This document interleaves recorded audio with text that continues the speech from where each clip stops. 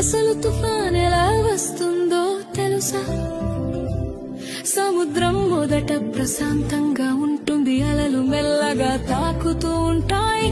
కానీ సూర్యుడు బాగా వేడెక్కితే సముద్రపు నీరు కూడా వేడిగా మారుతుంది. ఆ వేడి నీటి మీద ఉన్న గాలి కూడా వేడి అవుతుంది. పైకి ఎగురుతుంది, గాలి పైకి ఎగినప్పుడు కింద ఖాళీ అవుతుంది. అప్పుడు చుట్టుపక్కల చల్లని గాలి ఖాళీ నింపడానికి వస్తుంది. ఇలా గాలి ఎగరడం దిగడం మొదలవుతుంది. అలా తిరుగుతూ తిరుగుతూ ఒక పెద్ద చక్రంలా మారుతుంది. మొదట్లో అది